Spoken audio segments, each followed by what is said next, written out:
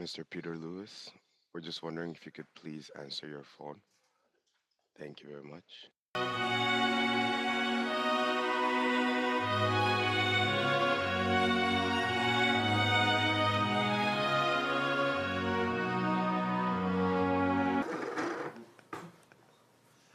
Call the meeting to order. Bonjour, collègues. Today is meeting number 25 of the Standing Committee on Environment and Sustainable Development. This meeting is taking place in a hybrid format and is in public. We are meeting with the Honourable Julie Dabroussan, Minister of Environment, Climate Change and Nature, for 1 hour. Government officials will remain for the second hour. Time permitting, the committee will consider amendments or recommendations to the bill at the end of testimony at the will of the committee. If necessary, the committee has also scheduled Tuesday, February the 24th, as a day for considering amendments or recommendations to Bill C-15. I would also like to take a few minutes in the second hour to issue drafting instructions to the analysts for drafting the report on the electrical vehicle availability standard. For those in person, please follow the health and safety guidelines as per on the cards on the table to prevent audio or feedback incidents. I have this little yellow card, so just to give you a heads up what time you have left in speaking, and once I turn it over, please just end your sentence kindly. Donc, le comité. The committee is starting its study on the subject matter of clauses 595 and 596, Division 42 of Bill C-15, an act to implement certain provisions of the budget tabled in Parliament on November 4th, 2025. Minister Dabroussan is accompanied by the following witnesses. From the Department of Environment, Alison McDermott, Assistant Deputy Minister, Strategic Policy and International Affairs Branch, Megan Nichols, Assistant Deputy Minister, Environmental Protection Branch, and Stephanie Lane, Executive Director, Legislative Governance. So, Minister Dabroussan, you have up to 5 minutes, and the floor is yours. Thank you. Thank you so much.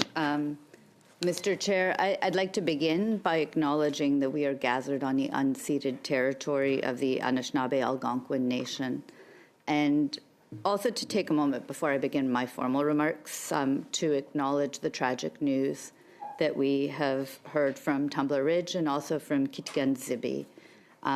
As someone who has had a mass tragedy in my own community along the Danforth, I know how much it means when we can see people from across the country lean in and show strength in a time of grieving. And so I just really want to thank everyone around this table. I know we've all come together to show that support for the community and to just really say my heart is with the victims, the survivors, all of the people who have loved ones who they have lost who are grieving today, and that may their memories be a blessing.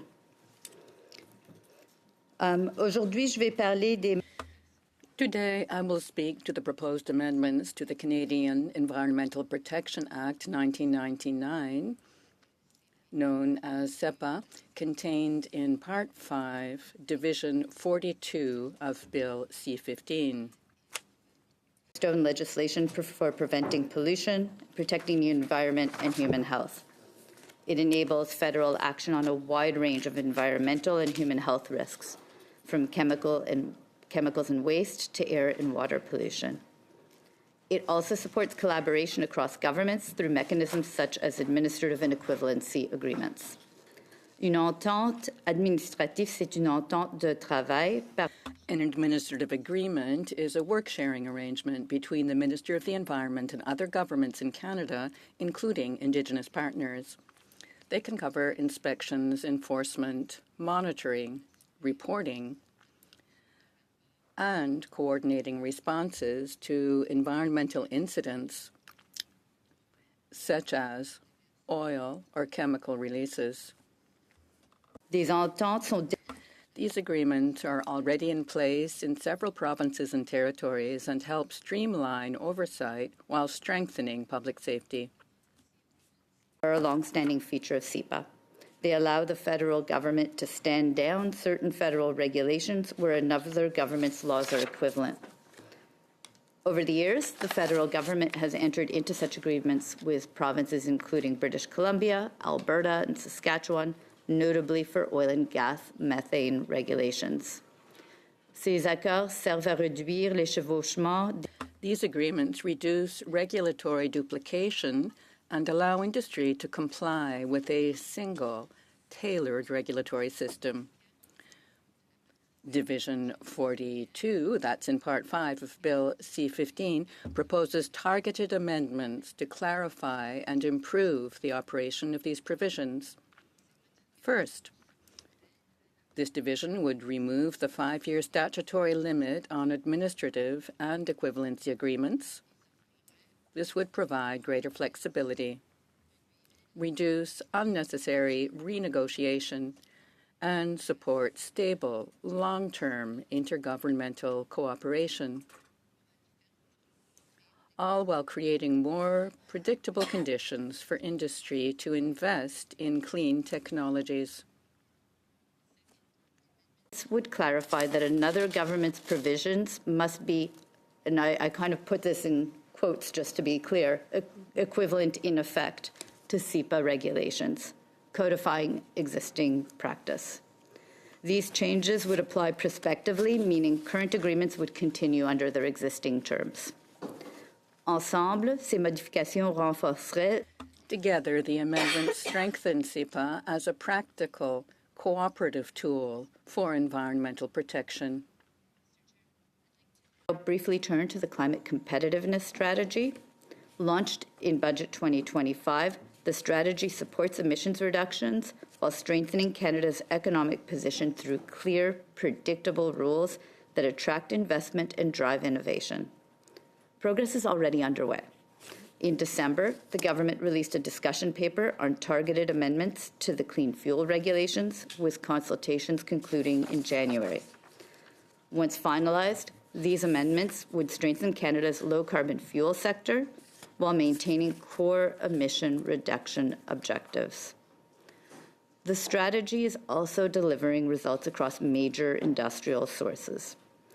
Enhanced methane regulations for the oil and gas sector and new methane regulations for landfills were finalized last year in close partnership with provinces. Under the Canada-Alberta Memorandum of Understanding, Canada has committed to entering into a new agreement that would stand down federal methane regulations in favor of an updated Alberta provincial regime. Carbon pricing remains a central pillar of this approach. It is the most cost-effective way to reduce emissions while encouraging innovation and efficiency and positioning industry to make the best choices as Canada builds and decarbonizes. Importantly, proceeds from industrial carbon pricing are reinvested directly into Canadian industry. As of 2025, the Decarbonization Incentive Program has supported over $874 million in investments across 53 clean energy projects. And finally, because I know that time is close, clean, reliable, affordable electricity is essential to achieve net zero by 2050. The government is investing billions to unlock investment and make it more attractive to build on our clean power advantage. We're working with provinces and territories to advance a net zero electricity grid supported by significant investment tools, including the Canada Growth Fund and Clean Economy Investment Tax Credits, which I would point out are in this Budget Implementation Act. Mr. Chair, I would be pleased to answer questions from the committee. Thank you, Minister. Donc, on va commencer avec le Parti conservateur pour 6 minutes. We will begin with the Conservative Party. You have 6 minutes. Ms. Anstey.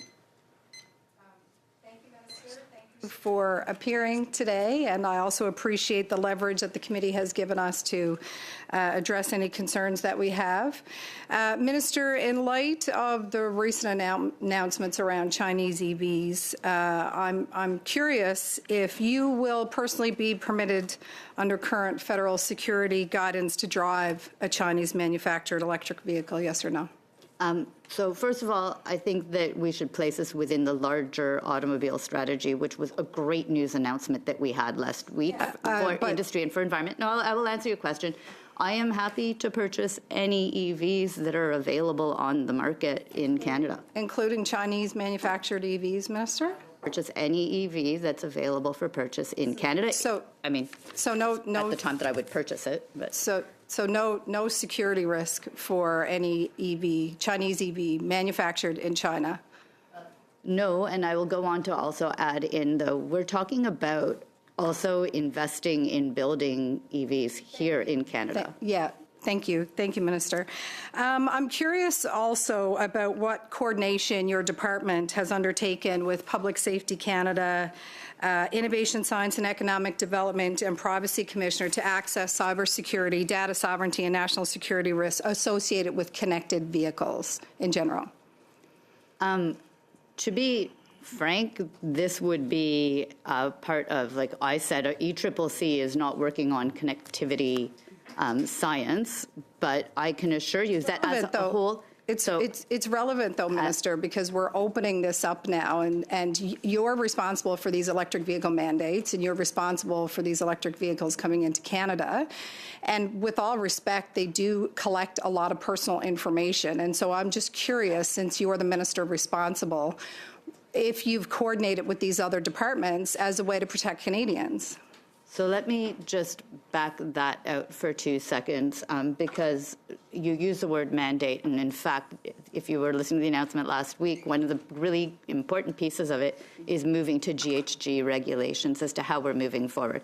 So that's the first part that I think I just wanted to clarify. Sure. But secondly, of course, as a whole of government approach, across all of our ministerial offices, we are working to make sure that Canadians have access to the best, most affordable vehicles, and frankly, also to support our auto workers right here in Canada, because they build the best vehicles. I appreciate that, Minister, but I'm speaking specifically about the security. And I think that's also an important part of the conversation. And so I'm just wondering if you could address it from that perspective.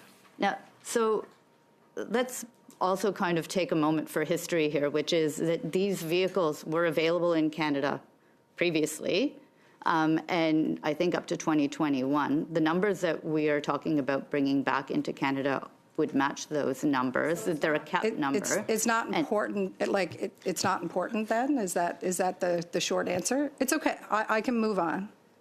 Hey, I'm happy if you want to move on, but I think my main point is that all vehicles that are sold in Canada are vehicles that we are absolutely comfortable and believe that Canadians should have access to when we're talking about affordability and vehicles being built right here in Canada, which is the main motivation of the work that we're doing to support our auto workers. We are also encouraging investments in that industry at the same time. Chinese EV manufacturers are receiving massive state subsidies to expand globally. Has your department assessed whether this strategy could result in Canada becoming dependent on these foreign-controlled vehicle technology and software? As I'd mentioned earlier, the number of vehicles that would be brought in from China is capped, and that the most important part of the announcement we made was auto strategy, and it was being cheered on by auto workers on the floor, is that we are putting in place a suite of measures that's actually encouraging investment for vehicles to be built right here in Canada. As an Ontario MP, that is something I know is so important to our economy. Yeah, sure, fair enough, but that doesn't mean that we just turn a blind eye to the security risks. I mean, I think as responsible parliamentarians, it's a question that needs to be asked, and it's something that the government should be taking seriously. I mean, the Canadian government had a very different position on this just a few years ago, and now it seems like it's not at all a concern. So I just want to be sure, based on that, where you stand on it, because I do think it's an important question. I believe I have actually answered now in many different ways, many times. I am comfortable with any vehicle that will be sold here in Canada, and that I also have never seen the Conservatives support any EVs and any manufacturer of any EVs and the affordability in getting these vehicles to Canadians, which Canadians want. Globally, 1 in 4 vehicles being sold right now is an EV. Why would you hold us back from that? Well, I'm not suggesting that we hold you back. I'm suggesting that we're responsible in the way that we roll these in, and we make sure that we protect Canadians. I'm not suggesting that we don't move forward, Minister, with all due respect. But supporting actually moving forward on getting EVs built here in Canada and making sure that Canadians have rebates to buy those vehicles and that we have affordable vehicles. My time is up. Go ahead. No. One last comment, go ahead. No, that's fine. Flexible today. It's okay. I'm fine. Thank you very much. Monsieur Saint-Pierre, la parole est à vous. Thank you. Mr. St. Pierre, you have the floor. Acknowledging Tumbler Ridge yesterday. It's been a very difficult moment for everybody, including myself. I've got two young daughters of 6 and 10, so thank you for acknowledging the tragic losses and the hard time that Canada is going through right now. Secondly, despite the obstructive behavior from the opposition, I would actually like to congratulate you on the auto strategy. Our committee had been doing a lot of work around the EV availability standard, and a lot of the findings, actually one from our colleague, was about the lack of charging infrastructure in Newfoundland, which our government is addressing through a $1.5 billion loan through Canada Infrastructure Bank. So I just want to commend you for the very exciting auto strategy announcement last week. Je vais peut-être procéder en français, si vous me permettez.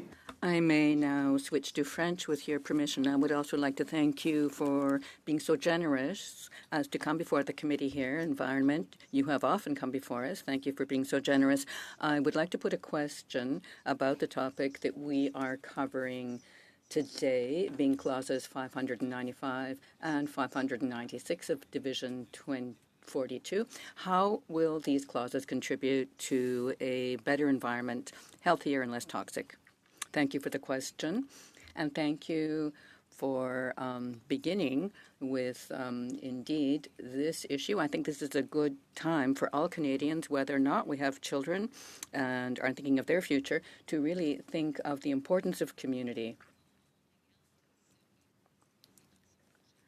Considering what is put forward in this bill, which you have just mentioned, it's really about how we can better work with provinces and territories to ensure that when we do have policies and administration to manage, it works well together. We have a very large country, and there are differences across regions in the way things work, the way things are administered, and, how best to manage. So having the capacity to enter into equivalency agreements with provinces is truly important. It will allow us to ensure that, yes, we lay out aims and targets. We want to get there altogether, but perhaps we could get there in different ways, depending on what part of the country you're in. What we have here now is something that supports this sort of negotiation, the sorts of equivalency agreements. And moreover, what I would say is that we now have solely 5-year agreements, such that we need to continually restart negotiations. This leads to a lot of work. Being able to have longer-term agreements will really ensure that these agreements work better and won't be as wasteful, really. Thank you. I know that this is a rather technical text, but could you tell us about the positive effects that these changes would usher in? To begin with, as I have said, one of the main changes is that whereas in the past, these agreements only lasted 5 years before they were terminated, but now, rather than having this continuous need to renegotiate the agreement with the province or territory, rather than having it continue, well, let's say, for example, electricity regulations. Just as they get going, and they would get going in 2035, they would get underway, and if we negotiate now to set that in, the agreement would continue beyond 2035. So how can we work with the provinces to ensure this long-term applicability up to 2050 in the regulations? That's what we're aiming for. So how can we ensure that we've got these long-term agreements in place to help us better plan with provinces and territories how to reach our targets? And this will lead to much less time wastage. Thank you. You have mentioned the methane regulations, which requires a good deal of collaboration with the provinces. And on these changes, then, the equivalency agreements, this would allow for cooperation between the federal government and provincial governments. And perhaps with clauses 595 and 596, then, could you tell us a bit more about the work that you have undertaken to keep a good dialogue up and running with the provinces? Look, the methane issue is of the highest importance. This is an area in which we can truly reduce greenhouse gases. The regulations that we set in December have already reduced by 400 megatons, or will reduce by 400 megatons, the amount of methane released into the Canadian environment. So this is a big change. So to follow up on that, we have agreements that we have already reached regarding other regulations in the past. They exist with the provinces, and this new approach will help us work better with those. Let's take Alberta as an example. We had an equivalency agreement regarding methane with Alberta, and they overperformed. So this gives them the ability to work based on how things operate in their area. And we got really good results, good for the country overall. Thank you. Thank you, Mr. St-Pierre. Mr. Bonin, you have the floor for 6 minutes. Thank you, Madam Minister, for having joined us here today. A number of points I'd like to touch on. Let me go back to the matter of Chinese electric vehicles. As a Bloc Québécois, we put forward a bill that would prevent the entry to Canada of any product that was made with forced labor, including child labor, and this is a concern we have about what's going on in China. So did you examine this bill, and do you think it would be a good idea for Canada to ensure that we are not using any forced labor to produce these vehicles? Two things I will say to this. First, in Canada, we do have protections in place, and we protect our workers considerably. And when it comes to onboarding investment from other countries and attracting it, well, we'll continue to protect our workers. We already have within our government and applied by our government a number of policies to manage our relationships with other countries in regard to such protections. It remains important. So first, it's really important that this be a consideration around the world. C'est important qu'on s'assure qu'on a des bons emplois ici dans notre pays et qu'on protège nos travailleurs et travailleuses. Sure. Point of order. The translation. Sorry. It's important that we protect our Canadian workers. Traduction. So, Mr. Bonin, can you hear me? Very well, then continue, please. So, vehicles produced in China. The bill that we put forward was to ensure that there be no forced child labor, and there isn't such a measure at the federal level. So would you at least look at the bill that we're proposing to tell us whether these are measures that Canada could adopt? Look, I'm always ready to look at what you put forward, and I think that everyone around the table will say that, we all agree that we need to ensure that we protect our workers and workers everywhere in the world. So, yes, I'm certainly ready to look at that document. Very well, so I expect you to get back to me on that. So, vehicles at this point, there are some barriers to importing EU vehicles to Canada because their security standards are not considered to be equivalent to ours, and that's an issue. There aren't as many European cars here than there are, let's say, in Mexico or in other countries of the world. Could you tell me whether this measure will be corrected to allow for more EU vehicles to be imported to Canada?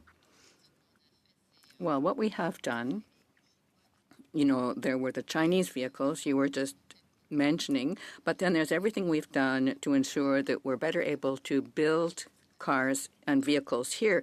We have a reduction to rebate for Canadians to ensure that they will be able to buy electric vehicles more easily, make them more affordable.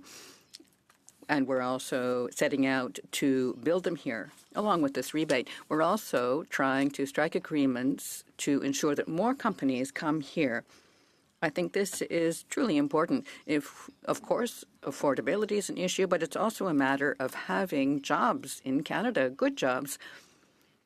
And this is what I'm focused on, how to ensure that we can build the vehicles here. Yes, but when it comes to importing vehicles, are you aware that there are standards, security standards, that aren't considered equivalent and such that a number of EU vehicles can't be sold in Canada? I'm not sure if this is the right word, security or safety, or perhaps it's the way they calculate greenhouse gas emissions. But I can say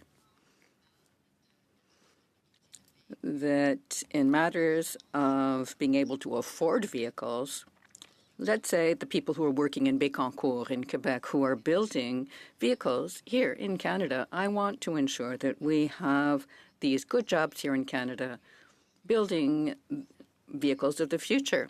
We have a very good sector here. I'm giving that example, Bécancour.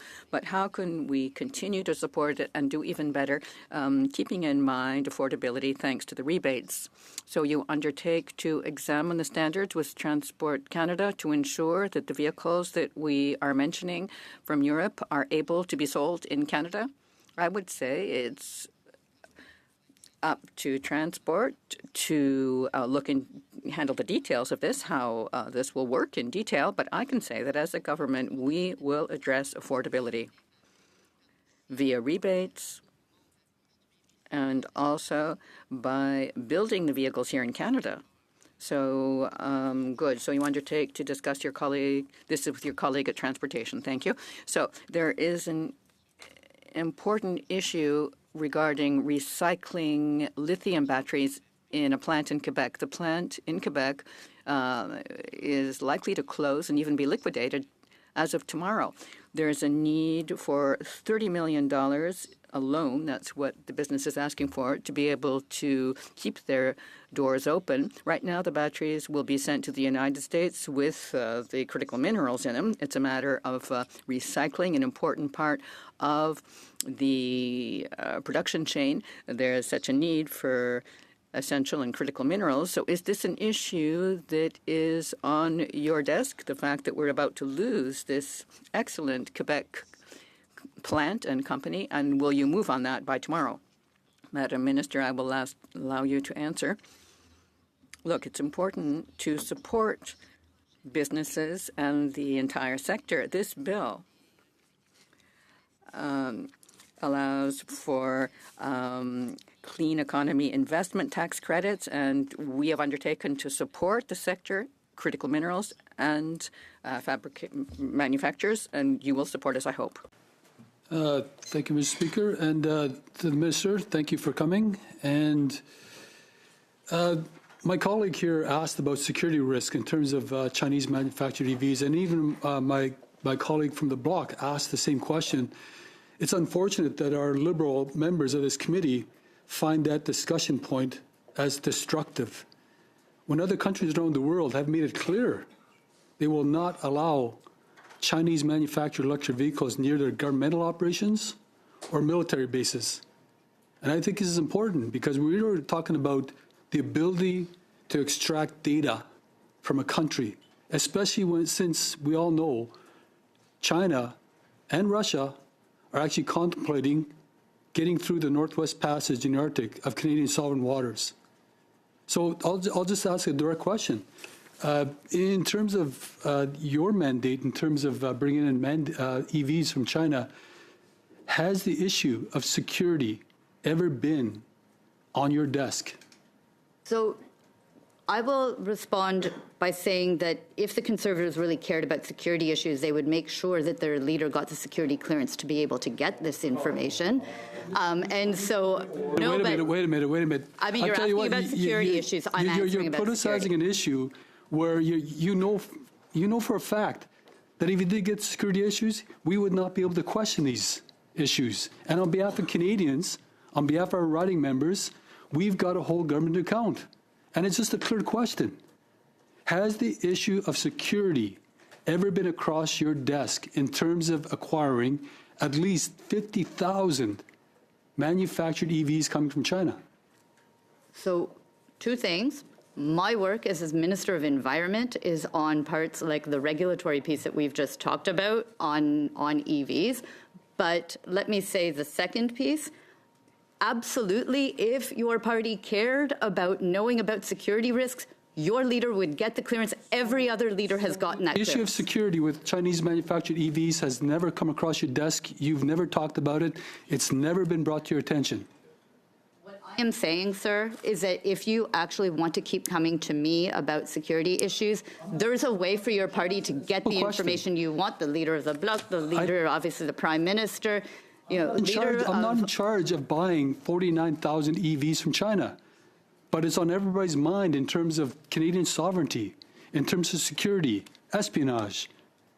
Has the issue of security ever come across your desk as a talking point even in terms of purchasing 49,000 EVs from China? I'm not the Minister of Public Safety. As I said, I'm the Minister of Environment and Climate Change. My work, and actually a day to celebrate for our country, is that we have an automobile strategy that's going to make sure Canadians have access to the vehicles that are being purchased right around the world while reducing emissions and while building a strong industry right here in our country. I tell you what, I'll give you the benefit of the doubt that, yes, it's not your file. So I'm going to assume that your answer is no, it's never come across your desk, and I will forward this question to the appropriate minister. Okay? Thank you. Hey, I've got another question in terms of the oil emissions cap. Thank you for the answer to my question, by the way. I actually submitted a question to your department on whether or not LNG Canada Phase 2 would be subject to the oil and gas emissions cap, the national oil and gas emissions cap. And your answer was pretty much similar to your opening statement.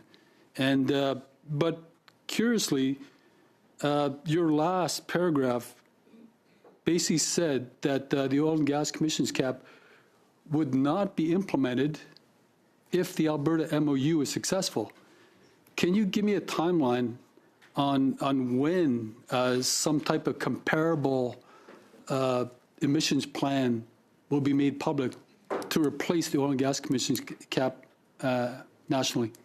So it was in our budget 2025, very clearly was in the climate competitiveness strategy, that there were certain pieces, and this is based on expert advice from environmental experts that we had received, that if we had strong enhanced methane regulations, if we have a strengthened industrial carbon price, that there is a path to and carbon capture, that there would be a path to not needing to go forward with an oil and gas emissions cap. We are currently working on strengthening the industrial carbon price. I hope that the Conservatives will support us. It's a great economic initiative, and it helps our industries right here in Canada.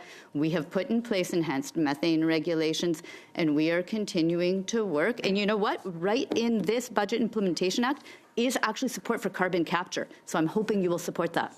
The timeline, the way I read it, is the timeline will be based on an application being made for a pipeline being built to the west coast of British Columbia, and then the clock will start ticking to see if the Alberta MOU actually proceeds or not, and that's when the comparable emissions caps will be considered to replace the national emissions cap. I'll allow you a short answer. It was very clearly set out in the budget. The wording is very clear. I set it out myself, and I do not agree with the paraphrasing that's been proposed by the member opposite there. Mrs. Miedema, the floor is yours for 5 minutes. Thank you very much. Thank you for being here, Minister. And I, too, would like to offer congratulations on our auto strategy. And not only do I think it's a really wonderful path forward, but I think it's another example of the way our government is trying to really consider environment and climate issues and addressing the crisis across all of the major works that we're doing across all of the departments. And I've heard you say before, this is, when environment and climate becomes part of the thinking across all departments and all ministers, this is how we actually get things done. And I saw firsthand and drove firsthand that very thing in Halifax when I was working as the Director of Environment and Climate Change. The way we saw progress and buy-in and momentum was really, really involving all departments and just making it part of a necessary consideration across all major works. So huge congratulations on that. Je vais demander mon première question. I will put my first question in French.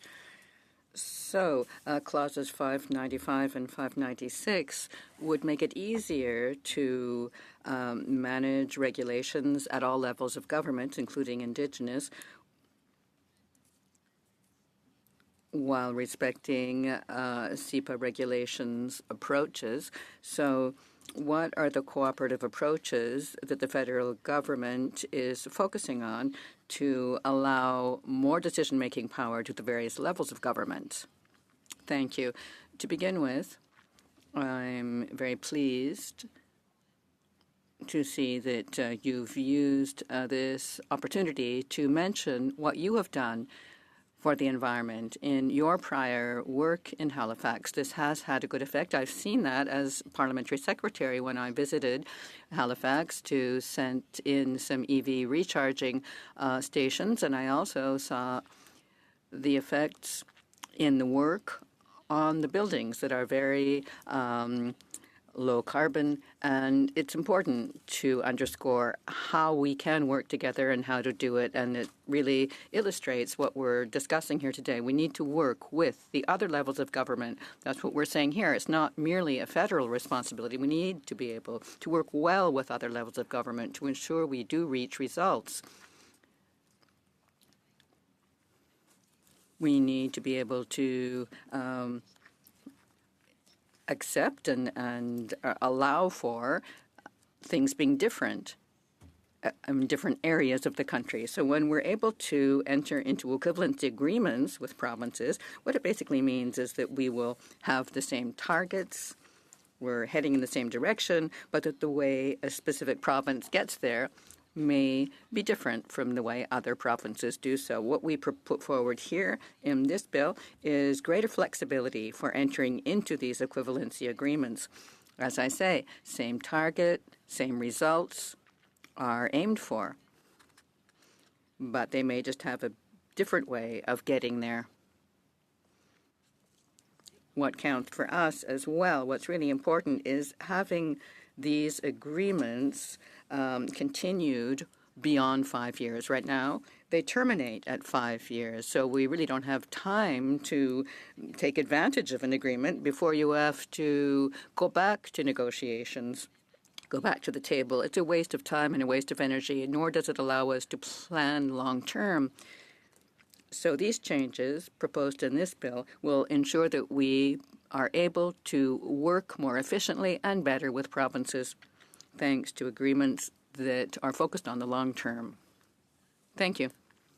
It's optimizing. It's more efficient. We're reducing red tape. We're being more flexible. Like, it all sounds like great news, especially from a government perspective. Extreme weather events are having a major impact, as we all know, on the well-being of our communities across Canada, including, of course, Halifax and Nova Scotia. Our committee's recently been conducting a study here on the impacts of extreme weather events driven by climate change.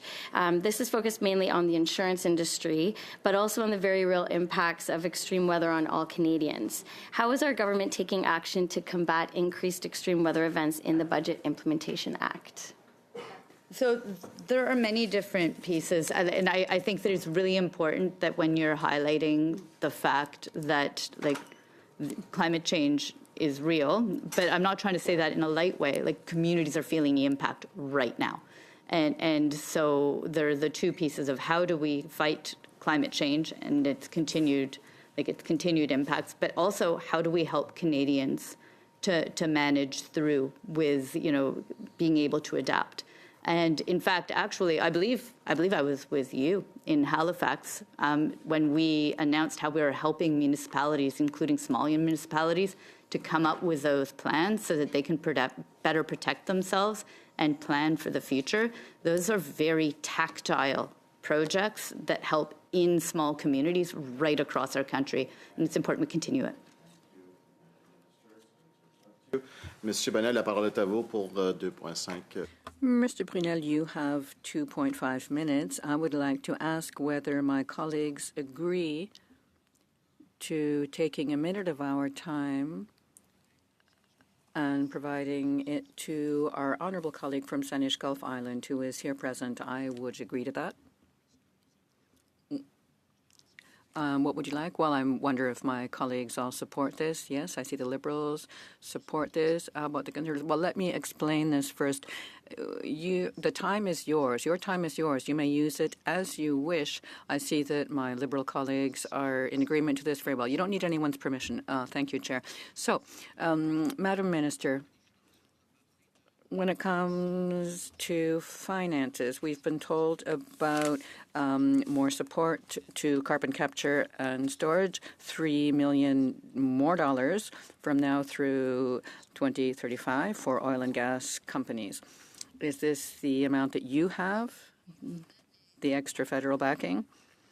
Yes, we have the carbon and capture investment tax credits for electricity as well, but how many billions? It's quite a bit for Quebec. Do you have 3 billion as well? 3 billion, rather. I would say that it's very important to ensure that the Bloc supports this so we can get this through to allow for a better electricity grid. 3 billion. The amounts are in the documents that you have been provided with. Very well, so you're agreeing 3 billion.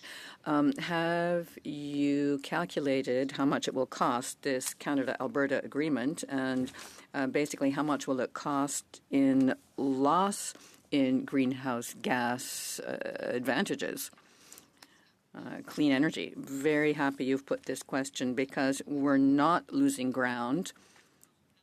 This is exactly what we're speaking of today. We're talking about equivalency agreements. So if we have these equivalency agreements with provinces, they must demonstrate that they are reaching the same targets, the same results. Okay, so you're telling me 300 million barrels is, not going to make a difference. They're working on methane. It's going to balance that out. We're not moving more slowly on methane. There are regulations about methane that were finalized in December. We think it should be about 62% in reduction of methane. And then, of course, there are other measures in place as well.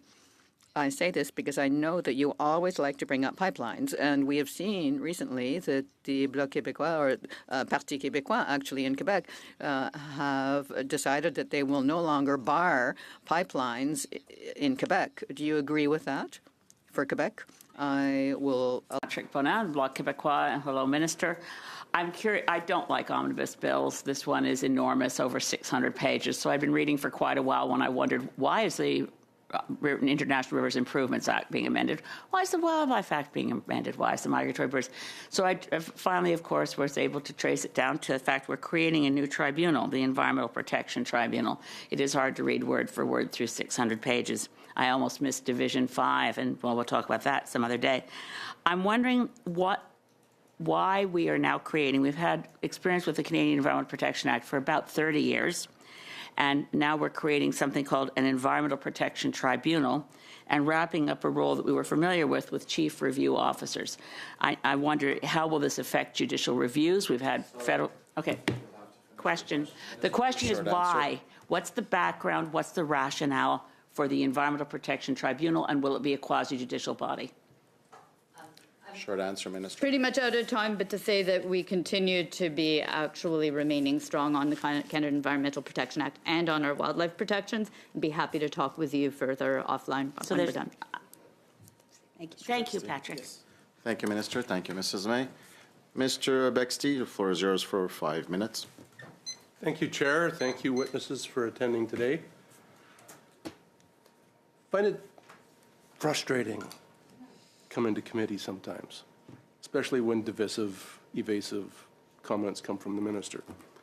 I have a question related to plastics and the recent changes. You've labeled plastic straws, utensils, and bags as toxic. So why is it okay for Canada to make plastic bags and straws and send them to other countries, export them for good economic reasons, but not okay for Canadians to use them? So first, let me say that we just recently had a decision from the Federal Court of Appeal that actually supported something that the Conservatives have fought us on all along, by the way, which is that we actually, not only that plastics can be toxic to the environment, but that the federal government has the ability I to be understand that, involved but in why are you allowing the export of products that we can't use here at home? So just to continue, because this is shocking news that now the Conservatives are actually supporting that we would have a listing of plastics as toxic. So I have not heard that support At all. I mean, I'm wondering about the regulatory hypocrisy.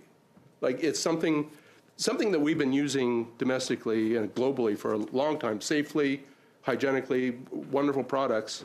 All of a sudden, we can't use them in Canada, but now the government does a backflip, and we export them for economic reasons, but we can't use them at home. Why? Right. So I'm just really kind of pushing back on the first part of your question to start with, which is, I think the federal court was quite clear that the sea otter choking on a plastic straw isn't going to be caring about its chemical composition. I think we have seen, and Canadians have seen. That's a mechanical risk, not a toxic risk, and so you're obfuscating. The court actually found it was a toxic risk. That was actually their finding. But the thing is, beyond that piece, I think that most Canadians. So why are we exporting them? So, you know, what I would say on that piece, but celebrating the first part, the part about us having taken these steps on plastics. Why are we exporting? Don't divert into other avenues. You know, with what I control and what we control what we do in this country, and we stand up for the best. We're working on global treaty negotiations so that we can move away from plastic waste globally. Where does the most of the plastic waste hit the oceans? What part of the world? I do not have the global piece of the world of which one, but we have the world's longest coastline, so we would have real issues from coast to coast to coast. But it's all about the introduction of plastics to the environment. I mean, most of that happens in Asia. I still don't have an answer to the question, though, as to why is it okay for Canada to export these materials for consumer use in other countries, but we can't use them here at home? So we are domestically doing what we can to protect our local environment. Why enable other countries to pursue a toxic? Well, my hope is through global plastics treaties, we're actually going to move the world away from. Why not stop exporting? I mean, that would contribute to your goals, right? I think, well, first, common goals for all Canadians to not want to have plastics washing up on our shores and not have them in our green So you're spaces. telling me that it's okay for plastic to fall in or be dumped into the Milk River in Montana, flow into Alberta, and that's okay because, you know, it's okay to export it to the United States. Mm-hmm. It still shows up on our shores. So I'm trying to understand the hypocrisy of the changes. I feel like the hypocrisy is in having the Conservatives finally turn around and cheer that we actually have taken action on reducing I wouldn't plastics call waste. this cheering. But I wouldn't call this cheering. okay. Well, you know, I would hope that you would start cheering, sir, because I think it's important for us. If you can, let's change topics here a little bit. Do you believe Canada should be an energy superpower? Absolutely. Then, so the reason I ask this is that I heard directly from Canadians, energy leaders, and recent reports in the Globe and Mail suggesting that while your government talks about Canada being an energy superpower, its policies are sending very mixed signals to investors. We're still not seeing investment in energy industries as required to achieve that. We still don't see pipelines to all three coasts that we need to achieve that aim. What are you doing to enable that? In this Budget Implementation Act, we have a clean electricity ITC that actually will The scalability of clean electricity is not anywhere close to the opportunities in nuclear and oil and gas in order to truly become an energy superpower. There is, in what fact, are you doing for the easiest best, lowest hanging fruit. So interesting, though, because also the clean manufacturing tax credit, I believe, does help nuclear. Our major projects include the Darlington nuclear plant. Understand that. We have also put in place through our major projects office with referrals, clean electricity through Wind West. These are opportunities. Offshore wind is a huge opportunity for our country. So we are absolutely able That's to not be exportable an power, energy. though. That's not the definition of an energy superpower. Is Not what exportable the power. province Point of would say. order. I think the Atlantic provinces would disagree with you on that. Mr. Saint-Pierre? Just point of order. On a few occasions, there's pretty loud discussion. So I think we can all hear each other quite well. So we're just asked to maybe calm the voice. I don't have as loud of a voice as some other members, but just to be mindful. Thank you. Thank you. It's noted. Let's be joyful. Huh? So, Mr. Fanjoy, talking about joy. Thank you. Thank you. It's noteworthy that my esteemed Conservative colleagues were talking about security, and I think it's worth pointing out and I thank the Minister for pointing out the disconnect between their words and deeds. First of all, addressing climate change is a national security matter, and second of all, their leader is unique amongst leaders of all federal parties in this Parliament in not having his top security clearance, a subject which I have recently sponsored a petition. It's the initiator of the petition is a Canadian in Carleton. He's a retired RCMP, member of the RCMP, who in his career specialized in national security investigations. Point of order, Chair. Point of order. This is important work. We get the minister for a very limited amount of time. I don't understand how this is relevant to the work of this committee. It's highly political. It's taking up time when the minister is here and could be addressing some real concerns relating to the work of this committee. I don't appreciate the banter, and I would just ask that we would return back to the important work of the committee. Point of order, Mr. Chair. It was my esteemed. This question has to be answered. This point of order has to be answered first. I have my own point of order. Do you want it to be answered by me, or can it be answered by the member? I'm speaking to the committee through the chair. Oh, but before you do your point of order, can you respond to her point of order? Would you have a response for her point of order? Is that the way it works? No, that's not. You want me to decide on the point of order? Is that it? That's normally how Is it that what works. you're asking Yeah, the chair? yeah. Because you didn't ask the chair, so I That's figured. what a point of order is, though, isn't it? Well, yes and no, it depends. I can address through the chair, not a problem.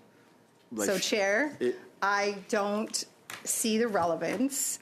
I think it's political banter, and there's important work that this committee has to do, and I'm just asking what it has to do with this work of this committee, given the fact that the minister is here. We've requested her to come several times. She's finally here, and now this is just a back and forth that this Liberal member wants to have. That's all. Your comment is noted. I understand where you're coming from. I was once too sitting on that side and raised those kind of comments and made many other comments that were relevant or not. But I just need to highlight that when each member is asking questions, he can ask the question he preferred to ask or make the comments he preferred to ask.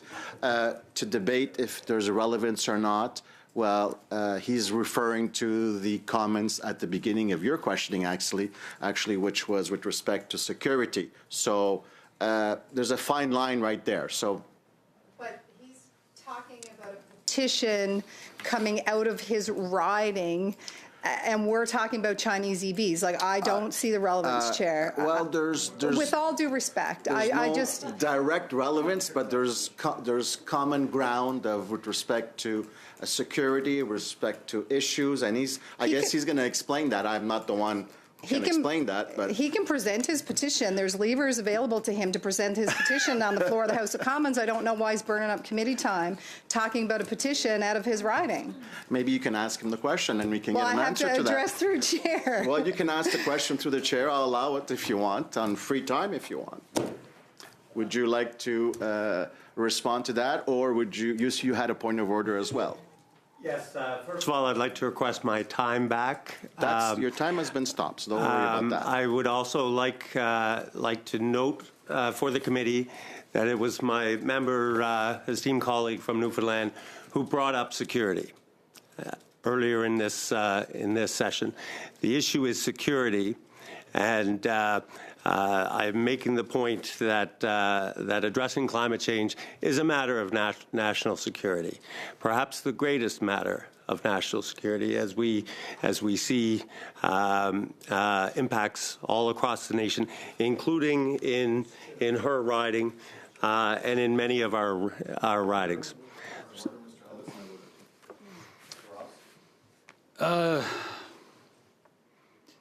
You're conflating the issue. I mean, really, what we're talking about, the EV mandate, in relation to what the minister is here for. And this is a security issue for EV mandates around the world. But now you're talking about petitions, you're talking about our leader, you're talking about everything else, and you're talking about, now you're trying to twist it into the security of the national climate crisis. I mean, really, we're supposed to be here on behalf of our membership, our ridings, and these are important questions. I do agree with you on that point. These are important questions. But it's not for our political interests, it's not for our parties, it's not for our leaders. It's for the people of Canada in terms of where our country's going. So conflating the issue is not helping. Point of order. 1 second, I noted. Mr. Ross, would you want me to respond to you, or do Oh, I? yeah, through the chair, of course, because I'm not clear on that. Who would you like a response from, me or the member? The member. Well, before I let the member speak, I just want to note that we've already put 5 minutes on this. And if we're talking about time with the minister, I just want to bring you all back to reality that she'll be leaving within the some time shortly. So I understand this is an important issue. I don't want to steer it in any direction, but I just want to bring us to reality with respect to time. Mr. Fanjoy, the floor is yours to respond to Mr. Ross's point of order. Yes. Unless I'm mistaken, my time is my time to use as I see fit. I understand that this is an issue which makes my Conservative colleagues uncomfortable. They should be uncomfortable about it. The petition that was launched less than a week ago, again initiated by an individual in the riding of Carleton who had a career in national security investigations, has already over 34,000 signatures. So this is a matter which is of great interest to not just people in Carleton, but all across the country. We have people signing from across the country, and the minister, I congratulate you for calling out that hypocrisy. Thank you. Thank you. Minister, thank you very much for joining us today. Since administration and equivalency agreements will no longer be automatically renewed after 5 years, how will the government make sure that environmental protection standards do not weaken and continue to reflect the best available science? Right, thanks. I just wanted to be sure to clarify that one of the challenges we have right now is that we have a 5-year hard stop, and then we have to start renegotiating. So, and you don't start renegotiating at 5 years; you start renegotiating before that. So it means that there's this constant cycle of negotiating. The most important piece that, if I was going to say about how equivalency works and why they're important, you get to the same outcome. Like it's the whole point is that they get to the same outcome. And in fact, that's strengthened in the wording of this BIA But what happens now is that there's a longer timeline that can be applied to that. And in some industries especially, it might make more sense to have that longer timeline. And all of this is about, when we talk about climate competitiveness, this is at the center of what we're talking about climate competitiveness. We are working cooperatively with provinces and territories to make sure that we can build the economy of the future. As you said, like, climate is it's a national issue for so many reasons. And I've said this before, and we might be there because we care deeply about the future we're going to give to our children, as we should.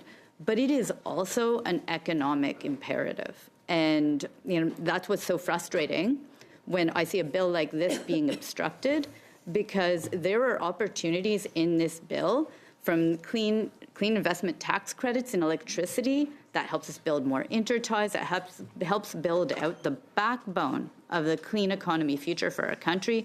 But there are also other investment tax credits in here for manufacture and that will expand and create more of those opportunities. And because of the obstruction we've been facing, we can't move these forward.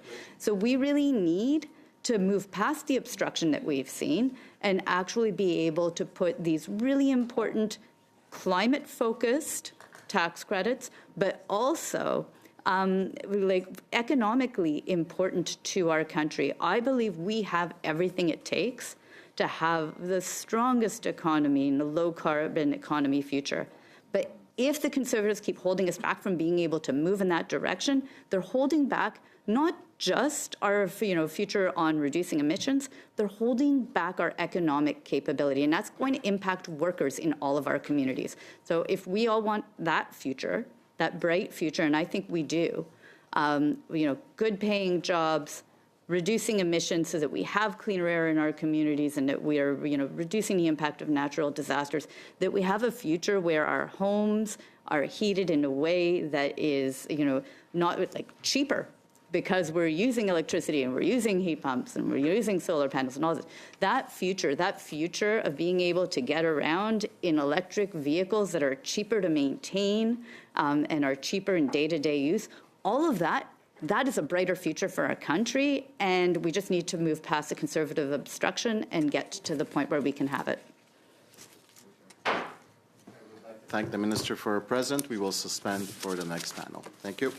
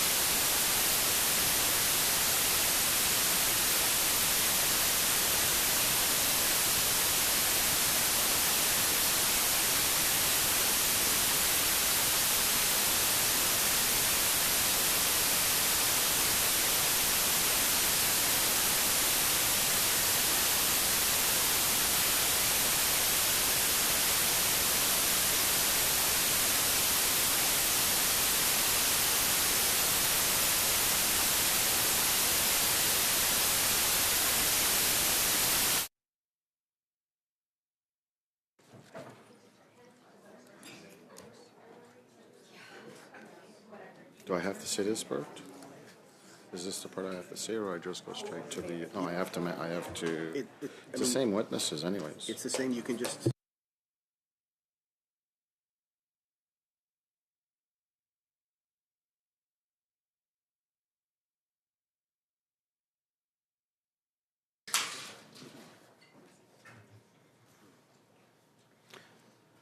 Mr. Bexty, you're first to start with a big 6 minutes. You've lost already a minute, but it's okay. Thank you, Chair. Pleasure. Thank you for round two, witnesses. I appreciate your time today, and we'll endeavor to be a little more calm. Provinces like Alberta have demonstrated that the industrial carbon pricing system, such as TIER program with the 100,000-ton threshold and free credit markets, can reduce emissions while maintaining competitiveness and flexibility for smaller facilities. Why does your department's discussion paper propose constraining these proven provincial systems and increasing compliance costs and eliminating free credit markets? And then especially in the notion of going down to the 10,000-ton threshold, right? That's going to capture a lot of facilities. Thanks very much for the question. Can you hear me okay? Yes. So I would just say that certainly the discussion paper was put out in December, and recently the comment input period closed, and we're just in the process of reviewing all that input.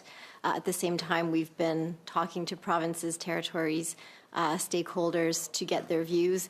The very intent of the discussion paper is to solicit input on the parameters for an updated carbon pricing benchmark. Carbon pricing is, as you know, pillar of our approach to climate change, but there's a recognition that it could be working more effectively in terms of making sure that it's actually incentivizing the emissions and the investments in decarbonization that are intended. So we are seeking input on what is the appropriate threshold. And, you know, the one thing that is different is that when the fuel charge was in place, all facilities were subject to some kind of carbon price, whether it was the fuel charge or industrial pricing. So it's really about making sure that industrial pricing continues to cover a broad range of emissions. So the question at hand then is the range, right? What prescriptive range? So I have some trouble with, you know, the notion of equivalency agreements then, and it's about clarity, right, and making sure that we're maximizing economic opportunity to generate wealth for the nation and trying to meet an objective.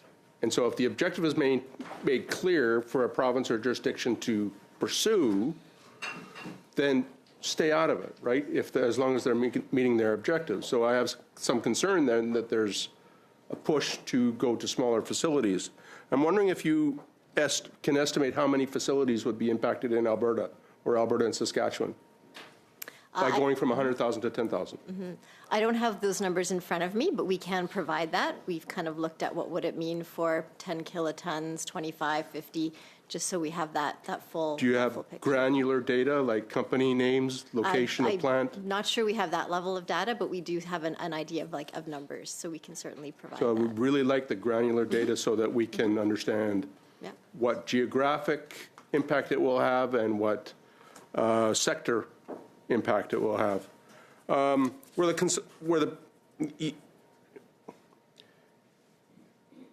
have some more questions about the mechanics of this. In the absence of an automatic expiry, what will the process be for addressing changes to the agreement? You know, by one or both parties, right? Is it just a notice period, or, you know, because at the 5-year expiry, you had to renegotiate, and you could take into account, you know, changes in circumstance, and that would be incorporated. So how is that going to happen now? So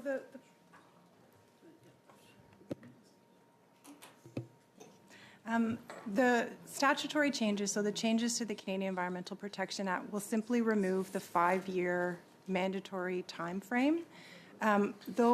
There were already protections in the Act that set out a series of steps that the government had to take in advance of finalizing an equivalency agreement and making an equivalency order, which stands down the provisions of a SEPA regulation. And so those agreements are negotiated with provinces and territories, and in some cases that 5-year time frame or a 6-year time frame or any sort of time frame might be appropriate, and that would be included in the agreement.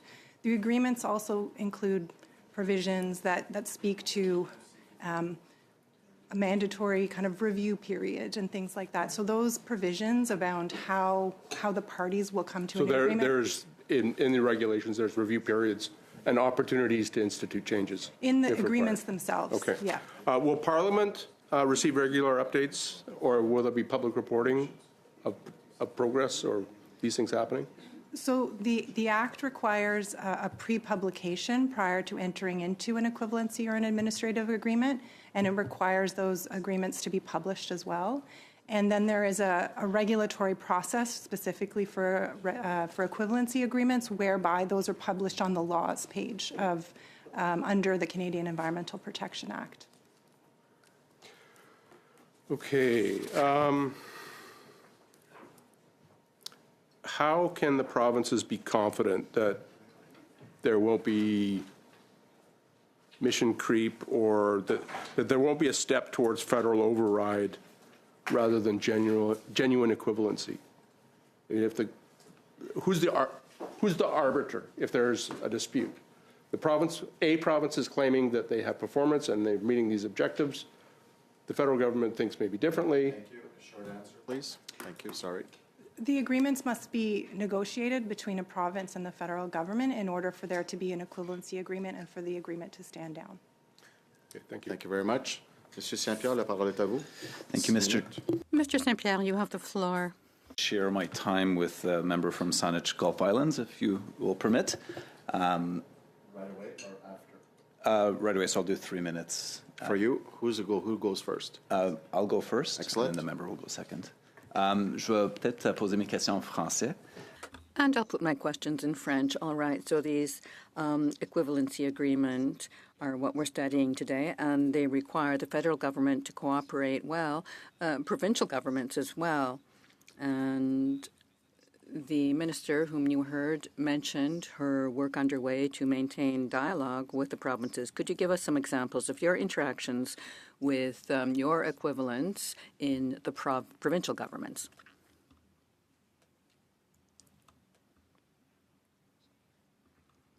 I will answer in English. It will be easier for me. So there are existing equivalency agreements in place, and there are the agreements in place with Alberta with respect to methane and other provinces. So those agreements, whenever a new regulation is in place, there's always an opportunity to negotiate an equivalency agreement if the provisions of the Act are met. And an equivalency agreement can be entered into where, as the minister mentioned, there are enforced in a province or territory or Aboriginal government jurisdiction equivalent regulations or equivalent laws, and where there are provisions that are equivalent to the investigation provisions under SEPA as well. So in cases where there are those provisions in a provincial law, the federal government can negotiate an agreement under certain regulations under SEPA, the Canadian Environmental Protection Act, and those regulations would be stood down in that particular jurisdiction.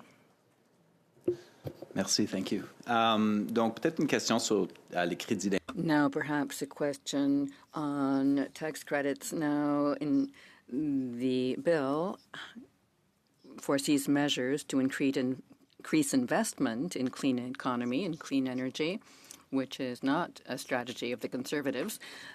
Could you tell us more about the tax measures and the positive effect that they will have on Canada's economy? Thirty seconds. Yes, so at an overarching level, the strategy, which has now been launched in the budget, the climate competitiveness strategy, has been confirmed,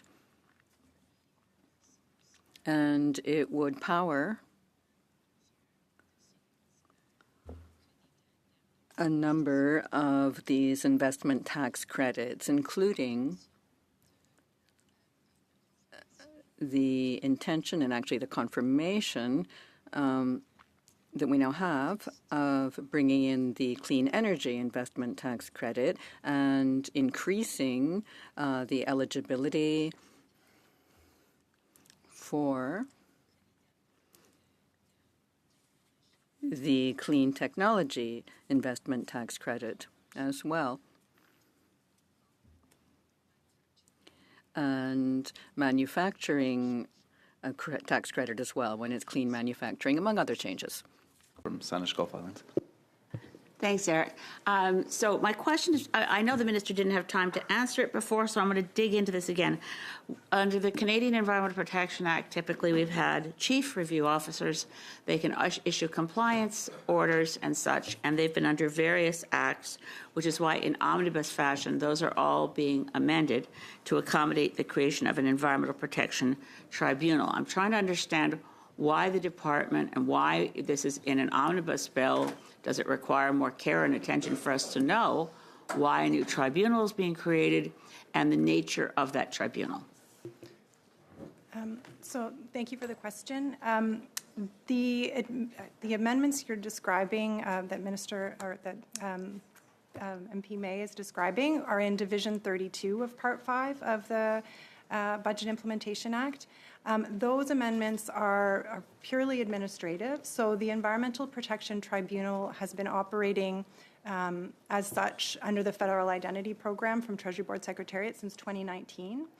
And since that time, there's been an agreement with the Administrative Tribunal Support Service of Canada to provide administrative services to the Environmental Protection Tribunal of Canada. The amendments, and it is a series of quite a few amendments, are in essence to formalize the existence of this Environmental Protection Tribunal of Canada in CEPA, and switch the name of chief review officers or review officers to board members of that tribunal. So they are purely administrative changes. The responsibility of the review officers and the chief review officers are not changing. So they currently are able to review compliance orders and administrative monetary penalties that are issued by enforcement officers who are employees of Environment and Climate Change Canada. And they have certain powers to adjust those compliance orders or the administrative monetary penalties. Those authorities are not changing. The powers are not changing. In essence, this will allow for the Environmental Protection Tribunal of Canada to continue operating and for there to be clarity because it has been operating as such since 2019. Pardon me. Thank you. Okay. I gave you a little more. No, I did. Oh, well, thank you, Mr. Chair. Mrs. Asti, the floor is yours for 5. No, sorry. Monsieur Bonnet. Excusez-moi. 6 minutes. Merci, Monsieur le Président. 6 minutes, Mr. Bonnet. Sur 596, à quoi ça servait la fin qui était préétablie de 5 ans dans un accord? Puis, c'est quoi l'impact, selon vous, de ne plus avoir cette fin-là? Parce qu'il y en avait avant, là, il n'y en a plus. On essaie de comprendre pourquoi c'est mis. Alors, comme la ministre a dit, la durée de 5 ans était là depuis quelque temps. Sorry, translation. The 5-year time period had been in existence for some time. Shall I try again? Are we up and running now? So the 5-year time period has been in effect for some time now, and the aim of changing that, of deleting it, is to ensure that for agreements that are working and where the modeling shows that the equivalency agreement could continue to operate for some time, this reduces red tape and management time. Wouldn't it be better to, go from 5 years to, let's say, 10 or 15? For each agreement, it would be on a case-by-case basis. It will really depend on the regulations in place in the province or their own legislation, determining what the best timeline would be. The 5-year period may work for some types of agreements, but the government felt that it would be wiser to ensure that there would be a possibility of negotiating the timeline. All right. Now, based on the current wording, who can terminate an equivalency agreement? Both parties have to agree? Yes. The current wording is such that these agreements automatically would terminate after 5 years, but also they could be terminated with 3 months of notice of termination. So that would be, they would be maintained unless there's that termination notice, basically. And either party could provide a notice of termination. Let me look at the actual wording to give you a better answer.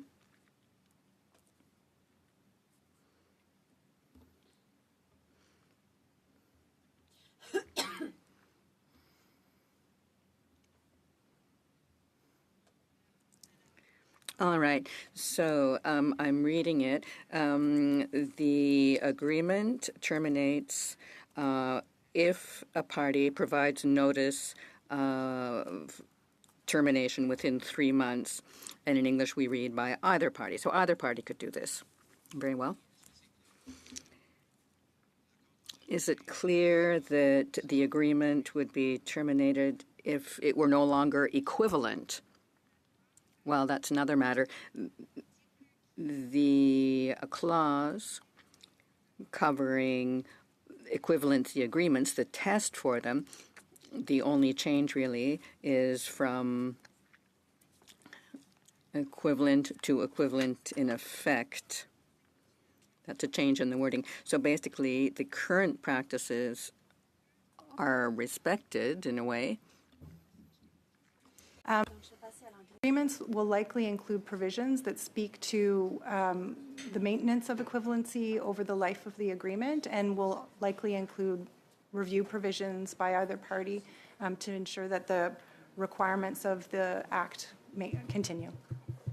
Puis, le fait d'ajouter and adding effect, equivalent in effect, what does that really change? Well, actually, it doesn't change much, considering agreements that have already been entered into.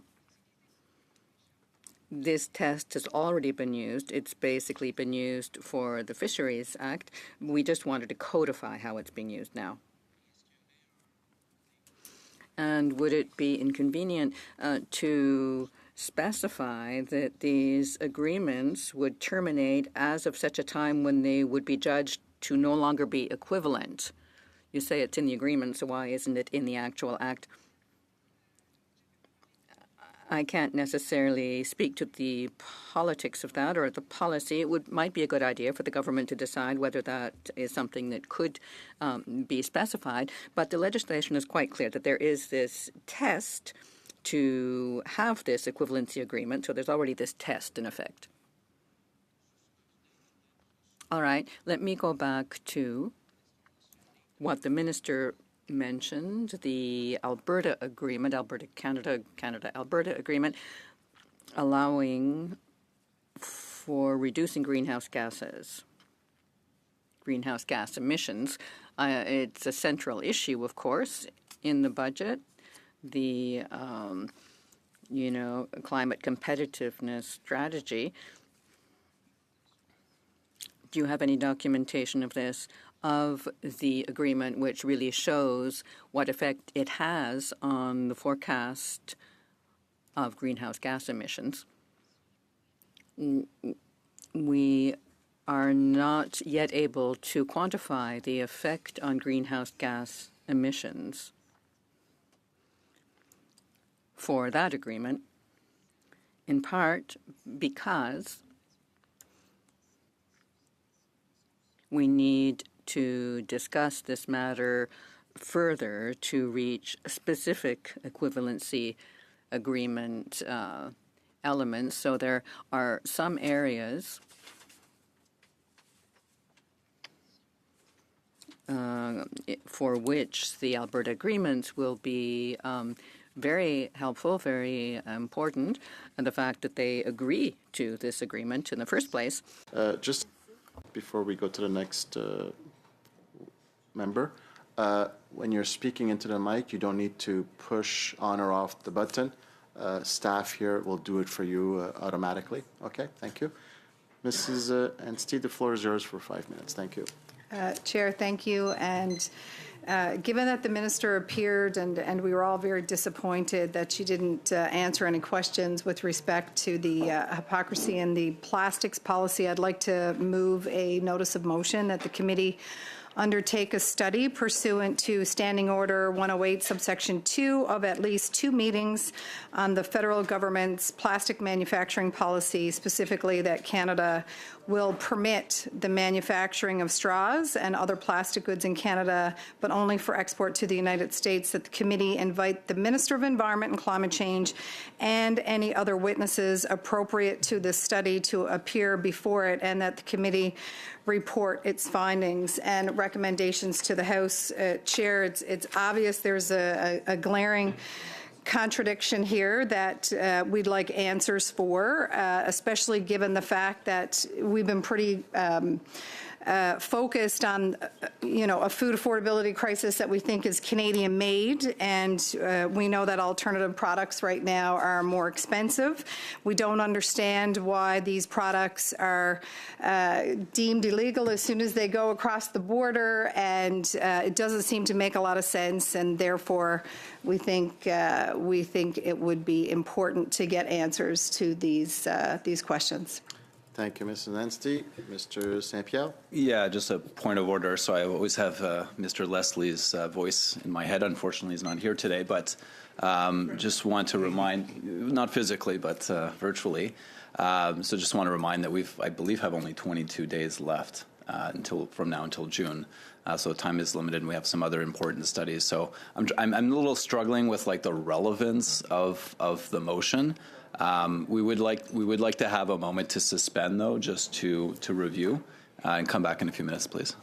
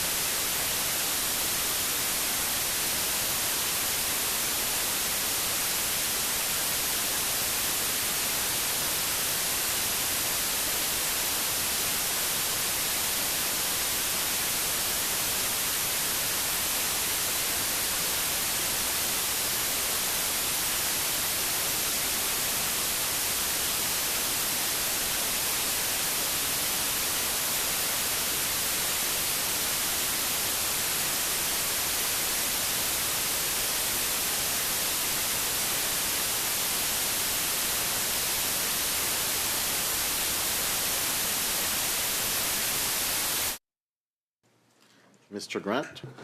Mr. Chair, before we resume debate, I don't think we have much time, so I'm just wondering if everybody around the table is okay to dismiss the witnesses. I don't think we're going to get back to that. So just to get a clearer understanding, there's really no debate. Oh, well, the motion. Because Ms. Anstey gave oral notice. Mrs. Anstey only gave oral notice. So we right? Is that correct? So it's not something we can finalize right now? Is that correct? No. We can't? If there's unanimous consent of the committee to debate a motion, but Ms. Anstey has not moved a motion, nor has she requested to move a motion. She's given oral notice. I requested to move a motion. Yes, I did. Oh, I thought she said oral notice. No, That's what we understood at the beginning, sorry. Right, so that takes unanimous consent. So that takes unanimous consent. Do we have unanimous consent to debate the motion? To move the motion.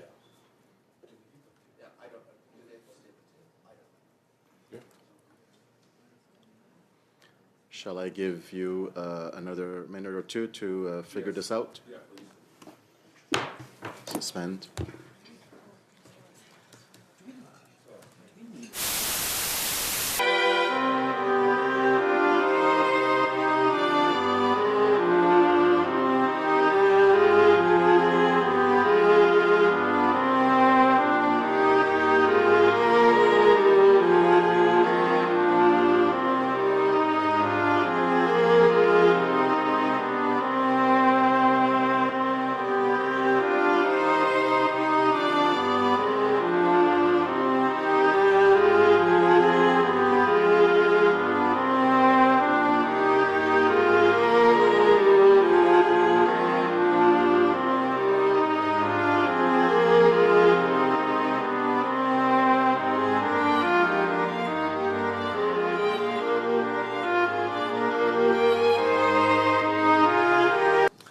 I guess I'll ask the clerk to just resume so that we can get a better understanding of what was done and what is being done and where we're going. So this way, everything could be clear up and we can move forward. So, Mr. Clerk. Ms. Anstey, just to clarify, the motion that you moved, this was the one for which you had given notice last week? Understood. Okay. Regarding plastics. Correct. My mistake. I apologize for my confusion. So, debate. Okay. So, ready for debate? Yes, Mr. Grant, you were saying something about our guests, if we were ready to let them go, since we're going to be moving into debating this motion. Is that all unanimous? So I'd like to thank the guests for being here today, and you are now free to go. I would say the officials, but guests. So, Mr. Bexty, I see your hand was up first. Go ahead. Thank you, Chair. I would implore everybody, like all the members of the committee, to support this motion.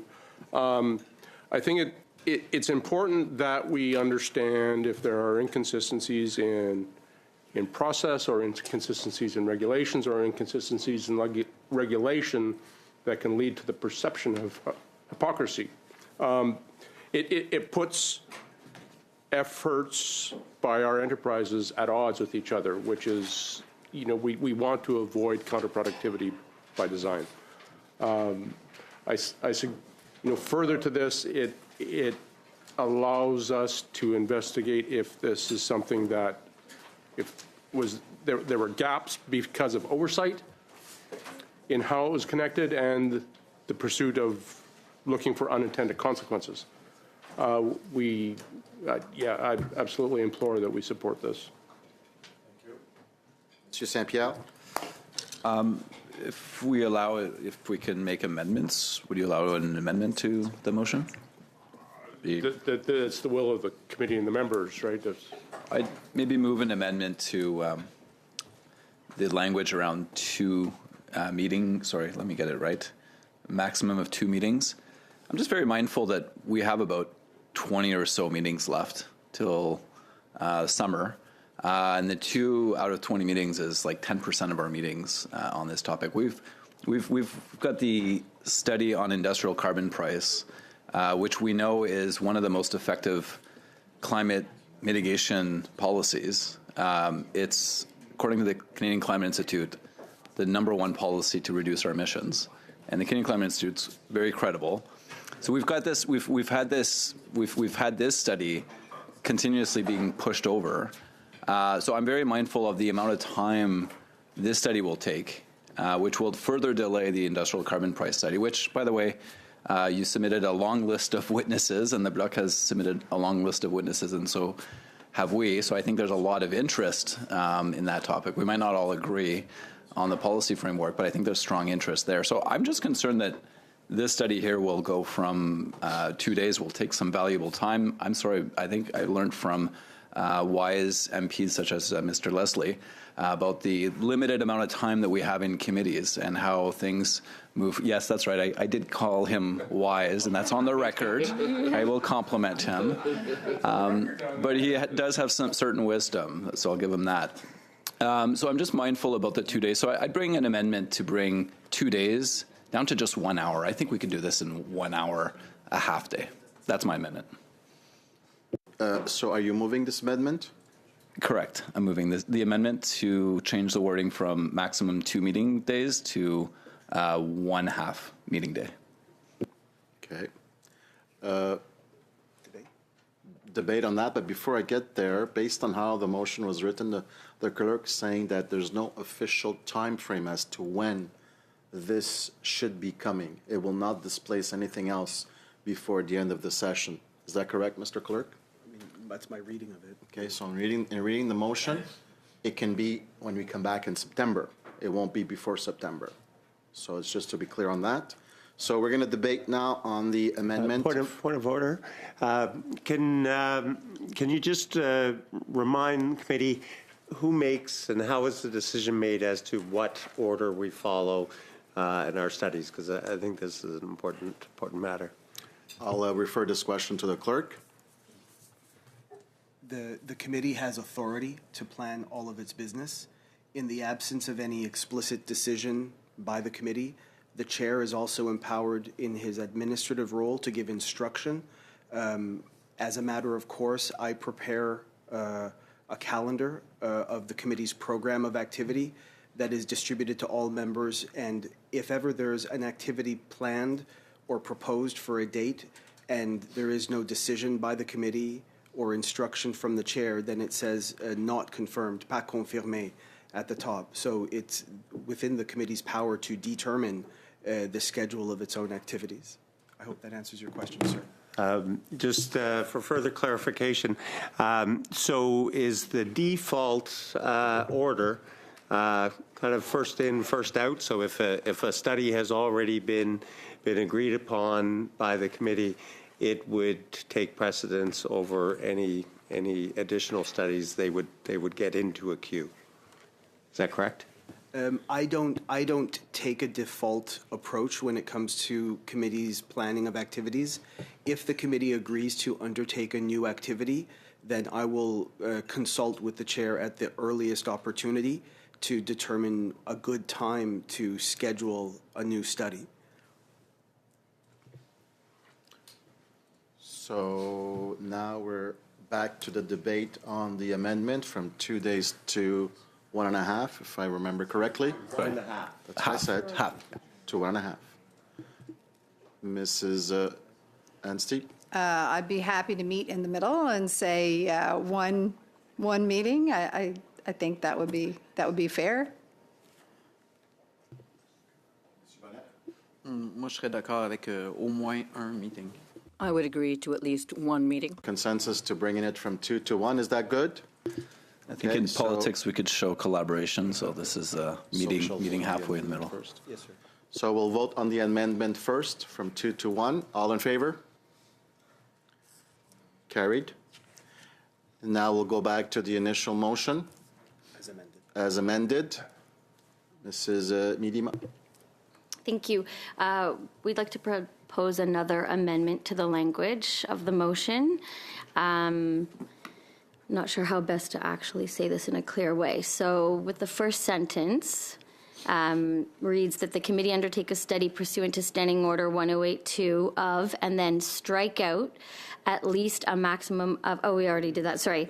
After that, strike out the federal government's plastic manufacturing policy and replace that with the implementation and impacts of the single-use plastics prohibition regulations, as well as the suspension of Ottawa's export ban on single-use plastics, semicolon. So I think that's just the accurate language for those pieces of work. And then say... Can you repeat what you've just suggested so that the clerk can write that down and we'll have better way to figure it out? Yeah, and I think we can provide this in writing for everyone to review also once I've said it, if that's You want to say it easier. all first? You want to read it all out first? Is and then that okay? After give us, sure. Yeah, okay. So we're just replacing with the technical terms of those two pieces and then semicolon, that the study take into account the scientific evidence underpinning that shows that plastic pollution poses a threat to the environment, and then striking out where it said specifically that Canada will permit the manufacturing of straws and other plastic goods in Canada, but only for export to the United States. So striking that. I guess the other one's a separate amendment. So I'll stop there for that one. And I know it's confusing to read out, so we can show the amendments in writing. Unless you like it and it's fine already. It's fine? So we could maybe... So you're fine with those amendments? All right, so for the sake of the clerk to be able to finalize this part of the amendment, can you just reread it slowly so he can make the corrections and we can proceed with the administrative tasks to said amendment? Okay. So I'm going to read it from the top. From the top. That the committee undertake a study pursuant to Standing Order 1082 of one meeting on, and then strike out from the federal government, strike out the federal government's plastic manufacturing policy and replace that with the implementation and impacts of the single-use plastics prohibition regulations. Oh, sorry. Replace that with the implementation and impacts of the single-use plastics prohibition regulations, as well as the suspension of Ottawa's export ban on single-use plastics, semicolon, that the study take into account the scientific evidence underpinning, actually strike that underpinning word, evidence that shows that plastic pollution poses a threat to the environment. And then you delete from the word specifically.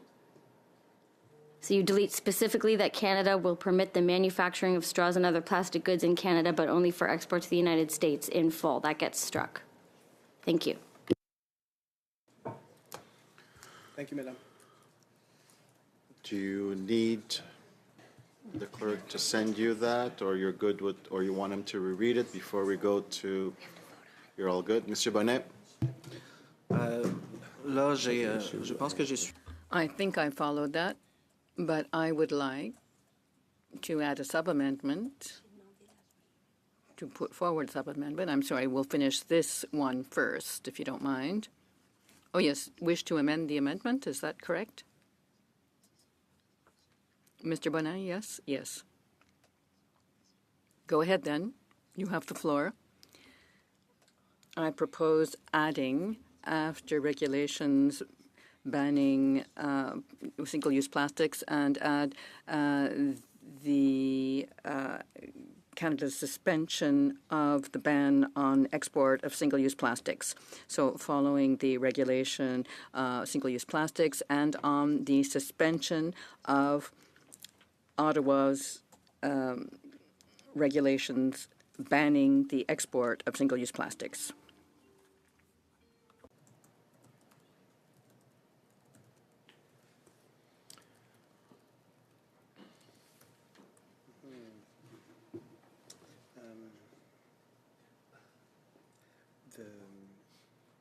original amendment talks about single-use plastic prohibition.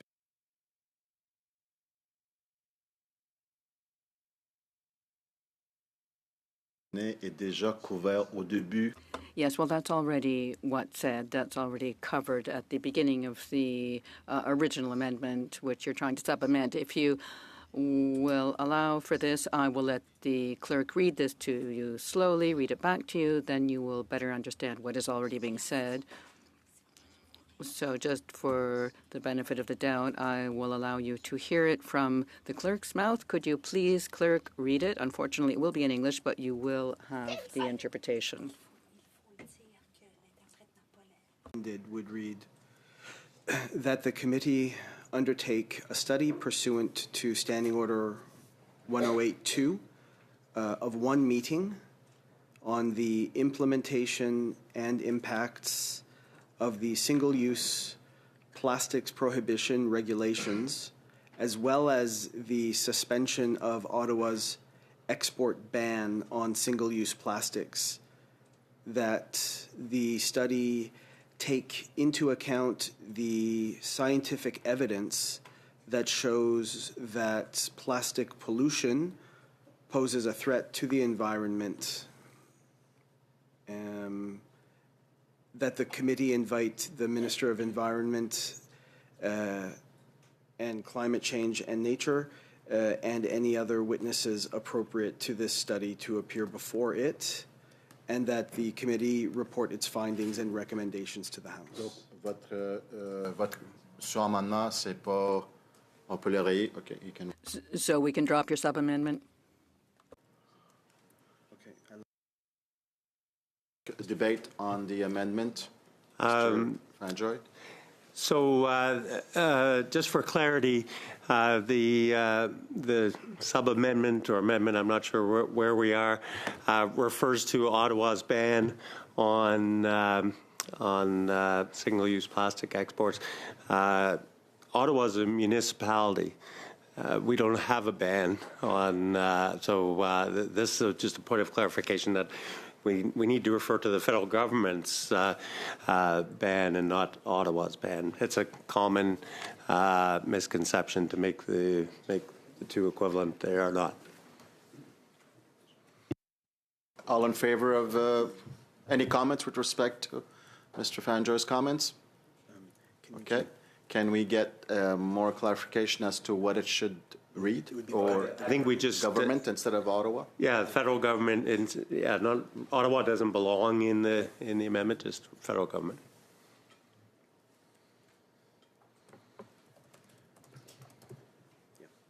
Okay. So with respect to the amendment and second sub-amendment, any further comments to that?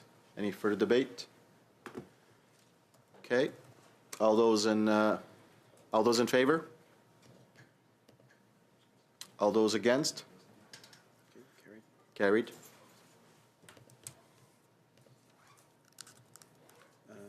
Is there a further amendment?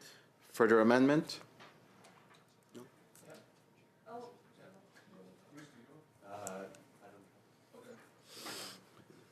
Mr. Grant? After that, it says that the committee invite and then strike the Minister of Environment and Climate Change and any other, but so invite, it would read that the committee invite witnesses appropriate to the study to appear before it, and the committee report its findings and recommendations to the House. Okay. Debate. Mr. Bexley, please.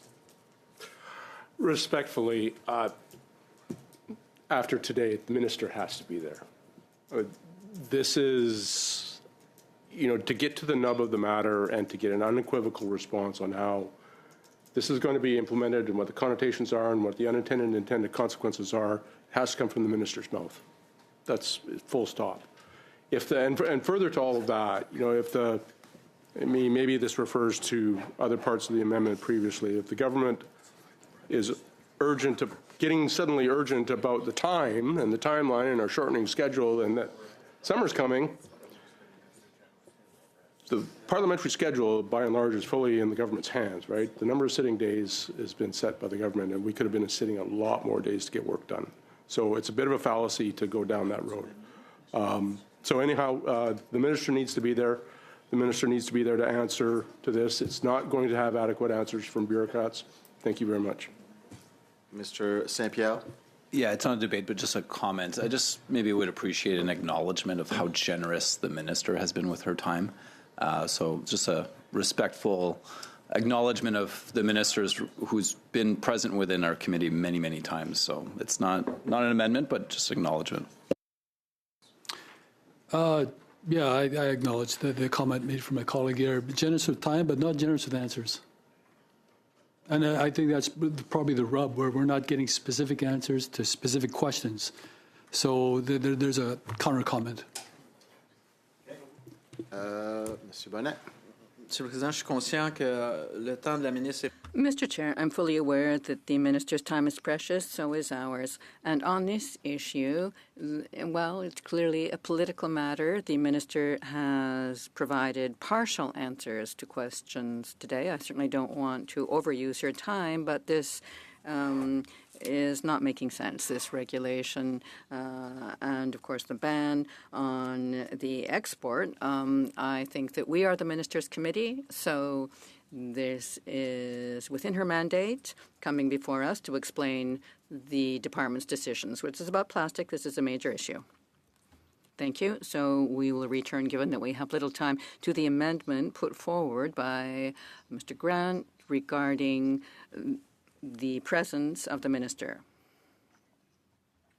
I have got debate. Very good. So we will now move to a vote. All in favor of the amendment? Against? Donc, la proposition. So the amendment is not maintained. Very well. So this brings the sub-amendment process to an end, and we will now move to our final vote on the motion itself. Very well. All those in favor? Motion. That's 5. All those opposed? All those... You can't suspend during a vote. You can't suspend during a vote, I'm sorry. So, all those in favor of the motion that was brought forward by Mrs. Anstey? All right, that's 5. All those in favor, please. Order? As amended. With all the amendments, yes. Okay. All those against? So the amendment is carried. Thank you. We will now proceed to the following item, which is with respect to study C15. I'd like to thank all the members for collaborating in doing this brief study. Shall the committee now proceed to amendments and recommendations, or resume the study at the next meeting of the committee, or report back to the Finance Committee with respect to C15?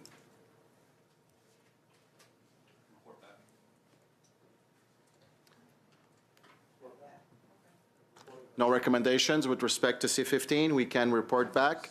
All those report back to the Finance Committee. All those in favor? All those against? So carried. We will report back to the Finance Committee with respect to what we've completed today vis-a-vis study C15. Next, do we have any recommendations to give the analysts regarding drafting instructions with respect to the EV study?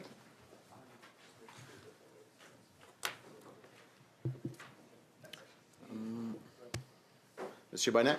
Ah, pardon. Monsieur Bonnet? Ça sera court. On en a en effet. I'll be brief. We do have some, but I suggest that we send them in by email. Could we send them in by email? I imagine that we can.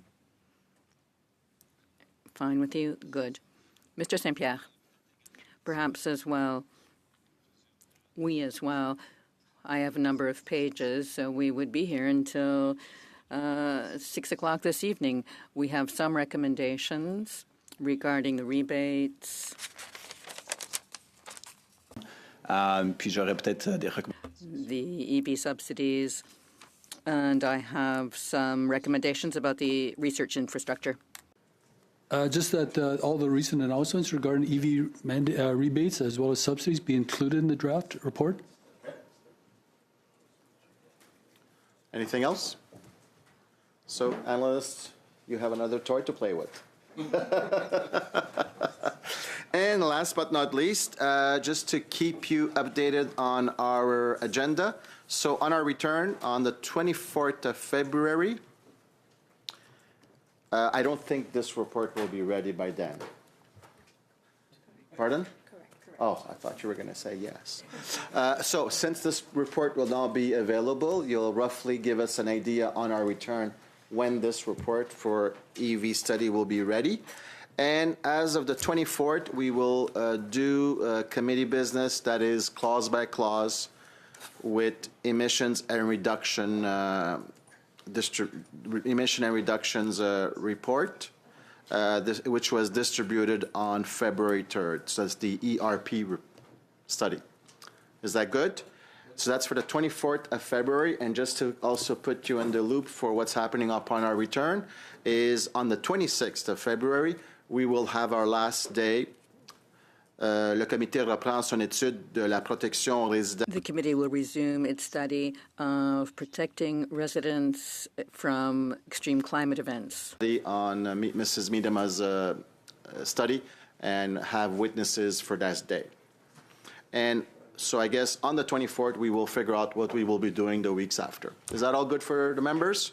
So I wish you all a good, restful week, especially with the family, friends, constituents, but most importantly, with yourself. Take some time, have a drink or two, but don't drive. Drive February. Get better, Brandon. Get better. And don't forget, it's Valentine's, so let's make our spouses very happy. Uh-oh, David. And wishing you We're all gonna a talk. happy St. Valentine's. Meeting adjourned. Thank you for today.